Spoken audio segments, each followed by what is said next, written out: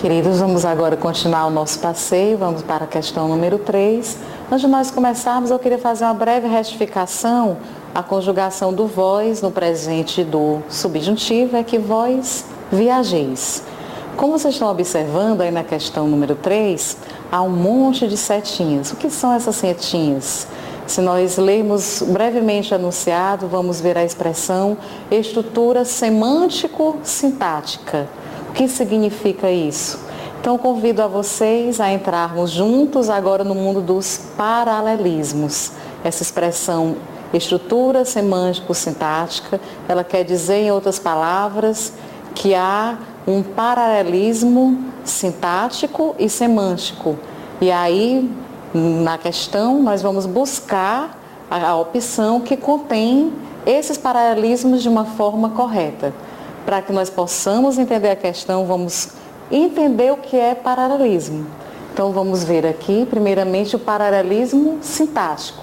Quando nós falamos a palavra paralela, quem dirige, com certeza lembra de ruas paralelas, ruas que vão no mesmo sentido, ruas que possuem um sentido equivalente. Então, nós vamos entender agora o que é equivalente no mundo aqui do português. Vamos ler aqui o que está no slide para que nós possamos compreender. Ocorre paralelismo sintático quando dois ou mais termos estão ligados a uma mesma expressão e são sintaticamente idênticos. Veja um exemplo. Gosto de ler, de ir ao cinema e de estudar. O que é que nós observamos? Nós observamos aqui 3 orações, nós chamamos de orações reduzidas, 3 termos que estão ligados ao verbo gostar. Gosto disso, daquilo e mais daquilo.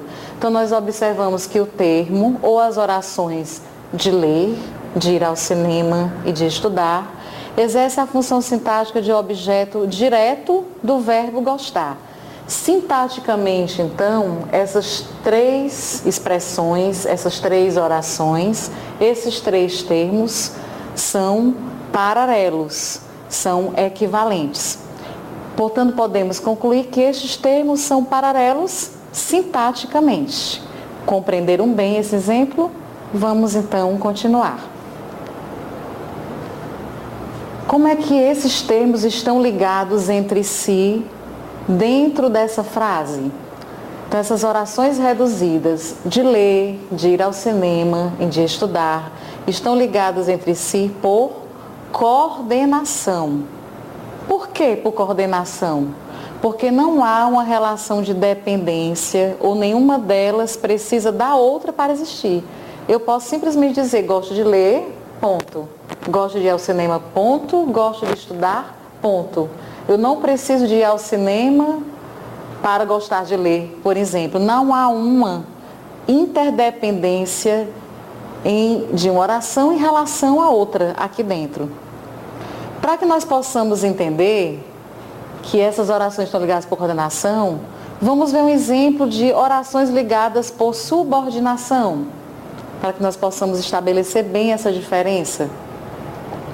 É diferente quando analisamos as orações contidas na frase abaixo. É necessário que estudemos para a prova. Nós percebemos aqui que nós temos 2 orações. Por que nós temos 2 orações? Nós temos 2 verbos. O verbo ser, ali é estudemos, estudar. Bem aqui termina essa oração, é necessário, e aqui começa a outra, que estudemos para a prova.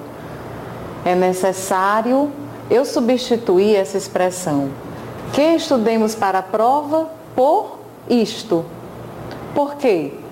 Porque nós simplesmente podemos substituir. Se você diz, é necessário isto, para você é completamente compreensível, não é? Se nós colocarmos essa frase na ordem direta, isto é necessário, o que é isto aí nessa frase? Não é o sujeito da oração? Mas nós estamos dizendo algo a respeito de isto, ok? Então, portanto, a oração que estudemos para a prova exerce a função sintática de sujeito da oração principal. Porque no caso, isto está substituindo que estudemos para a prova. Se isto é o sujeito, nós concluímos que estudemos para a prova é o quê? É uma oração que exerce a função sintática de sujeito. É a famosa oração subordinada, substantiva, subjetiva. Por que eu salientei o subordinada? Porque essa oração depende, toda essa oração depende daquela outra para existir. Nós temos então a oração principal, é necessário, e a oração que estudemos para a prova como subordinada àquela outra oração. Se eu disser que estudemos para a prova de uma forma solta, você não vai compreender claramente. Por isso que nós dizemos que, usamos esse termo e dizemos que a oração é subordinada, substantiva, porque ela exerce uma função morfológica de um substantivo, e é subjetiva, porque exerce a função sintática de sujeito em relação à oração principal. Compreenderam bem?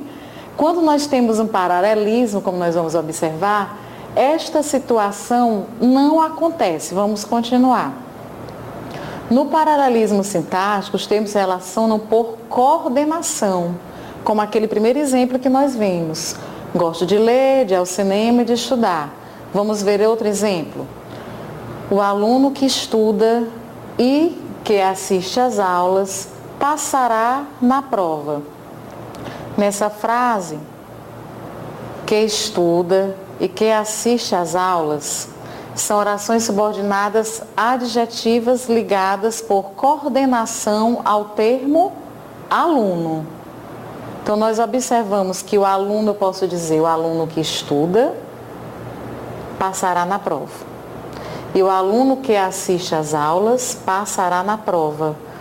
São orações que são coordenadas, ligadas por coordenação ao termo aluno, e que sozinhas ela existe de forma independente uma da outra. Ficou claro para vocês? Agora, essas orações que estuda e que assiste às aulas, elas são orações subordinadas adjetivas em relação, ao aluno, ok? O aluno que estuda e o aluno que assiste às aulas passará na prova. Mas entre si, essas orações, elas não são dependentes. Uma não precisa da outra para existir. Muito bem, vamos continuar. Vamos ver outros exemplos de paralelismos sintáticos, que são expressões correlatas ou ligadas entre si, que aparecem eventualmente nas provas. Não só, mas também. Ela não só viajará para o exterior, mas também fará um curso de inglês. Tanto quanto. Gosto tanto dos seus projetos quanto dos seus sonhos. Continuando, mais alguns paralelismos sintáticos. E, nem, a conjunção e, nem, ou, mais, isto é, ou seja, quer isso, quer aquilo, quanto mais isso, mais ou menos aquilo. Esses são outros paralelismos que embelezam a língua e que deixam a frase e as orações mais harmoniosas. Continuemos. Agora, o que é o paralelismo semântico? A semântica é a parte da gramática que estuda a significação ou o sentido das palavras, ou seja, estuda o significado das palavras. Ocorre paralelismo semântico quando há uma simetria de ideias. Por exemplo, o time inglês vai enfrentar o Brasil na próxima Copa. Pergunta-se, um time pode enfrentar um país? Nós podemos falar isso no dia a dia, porque na verdade, quando você estuda para concurso, é muito diferente da forma como nós nos comunicamos no dia a dia. Eventualmente nós cometemos algum erro e não há problema, porque a comunicação é clara. Mas quando nós estamos estudando para concurso, nós precisamos aprender a língua de uma forma correta. Por isso mesmo que se cobram vários aspectos nas provas que nós não usamos no dia a dia, entre eles o paralelismo semântico. Realmente nós percebemos que nós não podemos dizer o time inglês vai enfrentar o Brasil, porque um time é um time, um país é um país, são coisas diferentes. Não existe uma simetria, uma igualdade de ideias, não são simétricas. Nessa frase não existe paralelismo semântico. Observe as frases abaixo. O time inglês vai enfrentar o time brasileiro ou a seleção brasileira na próxima Copa.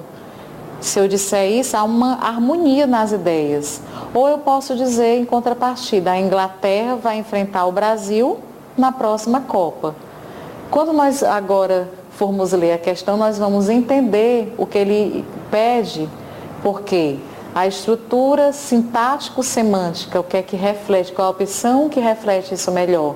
Então, nós vamos buscar entre as opções a opção que se harmoniza, que está com paralelismo sintático e semântico colocado ali da forma correta. Ok? Agora sim nós vamos para a questão. Vamos ler o texto. Ele pede ler o texto para responder à questão 3. Nós vamos perceber que na prova haverá vários fragmentos de texto. Nós vamos ler rapidamente o texto. Toda vida que nós lermos devemos estar o mais concentrados que pudermos e prestar atenção ao que o texto quer dizer. Tentar interpretar, tentar entender as ideias do texto da melhor forma possível, porque o tempo da prova é curto e aqui sim, aqui nós podemos usar o tempo que for necessário, porque nós estamos aprendendo. E as questões da ESAF, nós vamos perceber que elas têm uma estrutura semelhante. Algumas questões se repetem na estrutura. O que mudam são os fragmentos de texto, a forma como são colocados, mas muitas questões são similares entre si. Então, se você, de tanto fazer, consegue interpretar mais rápido, tanto o tempo se tornará otimizado na hora da sua prova. Vamos então ler o texto. Olhamos e não vemos. Não conseguimos olhar nada pela primeira vez. Já o primeiro olhar é preconceituoso, dá informação falsa ou verdadeira, mas sempre pré-fabricada, anterior ao ato de olhar. O economista, cheio de teorias, pensa que sabe o remédio para a inflação, a origem da miséria, o segredo da estabilidade e quanto desaforo a democracia aguenta. Erra como o médico, o astrônomo ou o caixa que aceita o cheque do homem elegante, de terno e cabelo com brilhantina que parece ser rico, mas é estelionatário. Só que no caso do economista, não é apenas o paciente que fica com dor de cabeça, ou mais um cheque sem fundo. São 10% de desempregados. Um deles acaba apontando um revólver para a sua cabeça. Nada é visto pela primeira vez. Ninguém olha atentamente como as corujas, antes de propor ou piar. É um texto de João Sayad, a primeira vez, da revista TAM, olha a revista TAM, julho de 2005, com adaptações. Então, esse é o texto. Agora, o que é que vai ser pedido de nós? Vamos ver. Assinale o esquema que representa corretamente a estrutura sintático-semântica do período sintático retirado do texto. Desconsidere a pontuação e as letras maiúsculas. Nós percebemos, então, que há aqui uma frase: o primeiro olhar é preconceituoso e dá informação. O que representam essas setas? Aí nós percebemos que em seguida dá informação falsa, informação ou verdadeira, informação, mas sempre pré-fabricada. O que é que nós aprendemos que é paralelismo? Quando os termos estão ligados ou se referem a uma expressão e têm sintaticamente a mesma função. Isso é o paralelismo sintético. Aqui nós observamos que essas setas, elas representam exatamente essas relações sintáticas e quando elas estão assim paralelas, ou quase paralelas, significa que essas expressões que estão paralelas, elas se referem ao termo anterior e possuem a mesma função sintática. Quando você olha para essa estrutura, você tem que dizer se ela é verdadeira ou ela é falsa. Esse é o seu objetivo. Ou seja, é o esquema que representa corretamente a estrutura sintática. Sintaticamente ela está correta e também o sentido dela, o significado dela está correto. Queridos, então, nós voltamos daqui a pouquinho para continuarmos a entender bem esse assunto, para quando vimos uma questão semelhante, conseguimos fazer calmamente e rapidamente. Ok? Volto já.